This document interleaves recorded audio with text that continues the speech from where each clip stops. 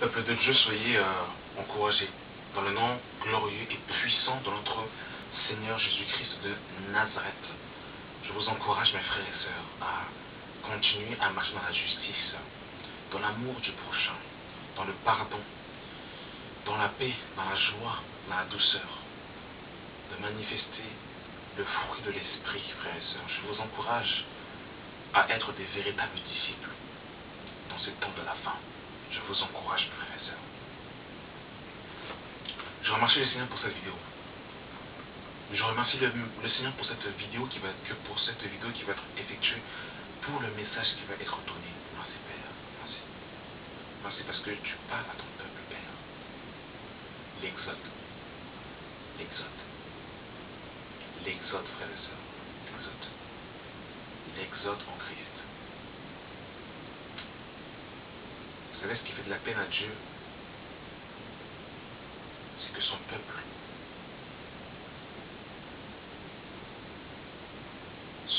est retenu par Satan. Et ce que Dieu veut, frères et sœurs, c'est délivrer son peuple. Délivrer son peuple de la captivité de Satan. Que son peuple sorte du monde. Que son peuple sorte du système. C'est ça la volonté de Dieu, frères et sœurs. Lorsque Dieu t'appelle, mon frère, ma soeur, c'est pour quitter un point A à un point B. Dieu ne t'appelle pas à rester dans ton état. Mais Dieu t'appelle toujours à sortir pour aller quelque part. Frères et sœurs, malheureusement, beaucoup de chrétiens, Dieu les a appelés, mais ils ne sont pas sortis. Ils sont restés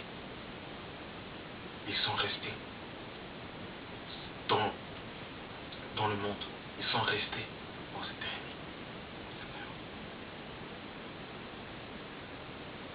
Vous savez, lorsque Dieu a appelé Abraham, il a dit: quitte ta patrie, quitte, sors, je t'amènerai vers un endroit.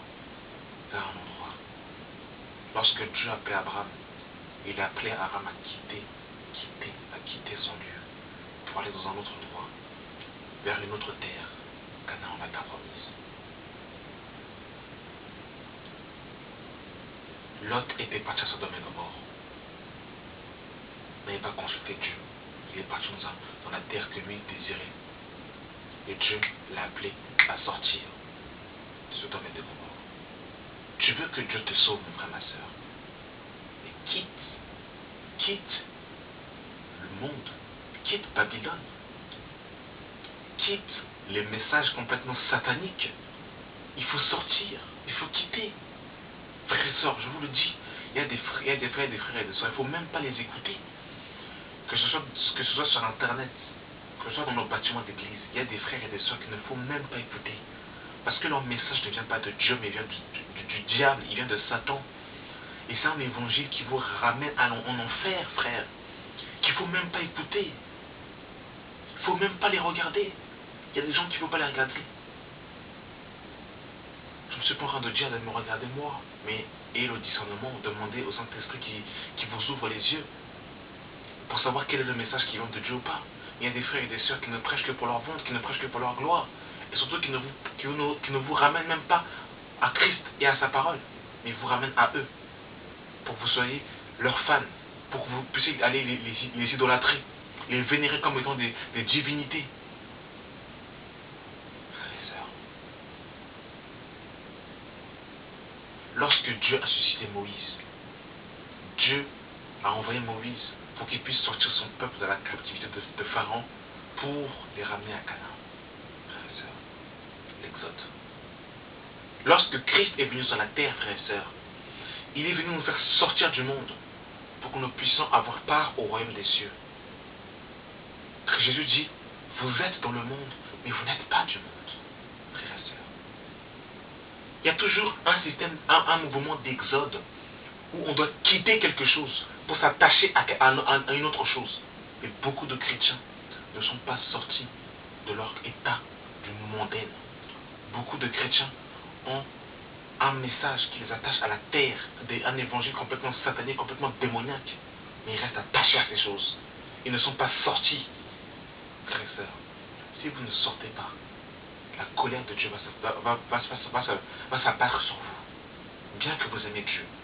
Parce qu'en restant avec frère, c'est terrible. C'est terrible. Je perds même mes mots. Vous savez, Dieu, vraiment, je pense, je le ressens, je pense que Dieu est vraiment attristé dans son cœur quand il voit que ses enfants sont toujours dans Babylone. Et vous savez, Babylone, on a souvent schématisé Babylone par les grandes assemblées où il y avait des écrans plats, où le pasteur est forcément en costume et cravate. Non, pas forcément, frère et sœur. Babylone, c'est une idéologie, c'est un système, c'est une pensée, c'est un cœur qui n'est pas le cœur selon Dieu, mais selon Satan. C'est ça Babylone. Et Dieu nous demande de quitter Babylone. C'est tout ça, c'est la pensée de l'antéchrist en fait, littéralement. Voilà, c'est la pensée de l'antéchrist. Et Dieu nous demande de quitter cette pensée, frère et sœur. Ça fait vraiment de la peine à Dieu. Je le crois. Je suis dans 2 Corinthiens chapitre 6, le verset 14, qui nous dit ceci. Ne vous mettez pas avec les infidèles sous un joug étranger. Car quel rapport a-t-il entre la justice et l'iniquité? Ma sœur, mon frère, tu préfères aller te marier avec des païens? Franchement. Et après, quand il y a des problèmes, on va accuser Dieu. Oh Seigneur, c'est triste. C'est triste. C'est triste. Mon frère, tu as reçu la lumière du Seigneur. Tu as été éclairé.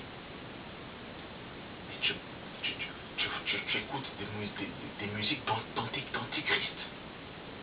Frère, ma soeur, ouvrons nos yeux. Ou qu'il y a-t-il de communion entre la lumière et les ténèbres? Frères et sœurs, Dieu t'a transporté dans le royaume de son Fils pour avoir part à son admirable lumière, mais tu restes attaché aux ténèbres, au Lady Gaga, au Jay-Z, au Beyoncé, au Rihanna, des antéchrists, des sataniques qui insultent et qui blasphèment le nom de Christ, mais tu continues à aduler ces hommes, mon frère, ma soeur. Oh, c'est terrible. Tu continues encore à mettre la statue de la Vierge Marie chez toi. Tu continues encore à prier la Vierge Marie. Ma soeur, mon frère, honnêtement. Tu continues à idolâtrer le pape. C'est terrible. Ou quelle part a le fidèle avec l'infidèle? Quel rapport y a-t-il entre le temple de Dieu et les idoles? Car nous sommes le temple du Dieu vivant, comme Dieu l'a dit. J'habiterai et je marcherai au milieu d'eux. Je serai leur Dieu et ils seront mon peuple.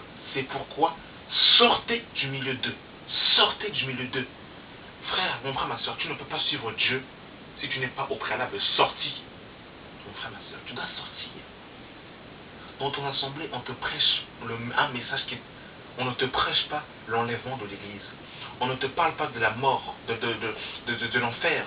On ne te parle pas de la repentance. On ne te parle pas du péché. On ne te parle pas de la sanctification. On ne te parle pas de l'amour du prochain. Mais tu restes attaché à ton bâtiment d'église. Je ne vois pas qu'il y a un problème. Je ne vois pas qu'il y a un problème. Tu vénères plus ton église locale que même ta famille, même qui est chez toi. Je ne vois pas qu'il y a un problème, mon frère, ma soeur. Tu dois sortir. Tu dois sortir. Ce n'est pas moi qui va te sortir, c'est le Saint-Esprit qui va te sortir. Et ne sors pas parce que tu as entendu qu'il faut sortir, mais sors parce que tu vas comprendre qu'il faut sortir. C'est terrible.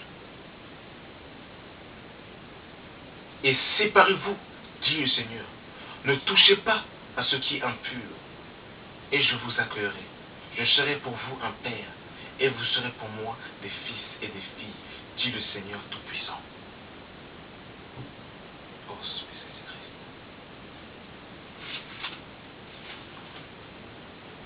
Vous savez, les chrétiens, dans ce temps de la fin, quand on leur apporte le message authentique, véritable sur la parole, quand on leur donne la vérité, ils ne vont pas vous considérer comme un homme qui marche avec Dieu ou une femme qui marche avec Dieu. Mais on va vous considérer comme un manquerien. Mais si vous avez un grand bâtiment, costume et cravate, vous prêchez la prospérité, la richesse, le succès, vous allez être respecté des hommes. Vous allez chrétien, c'est ça qui me choque. Vous acceptez qu'on vous dépouille financièrement, matériellement. Vous acceptez d'être esclave des hommes.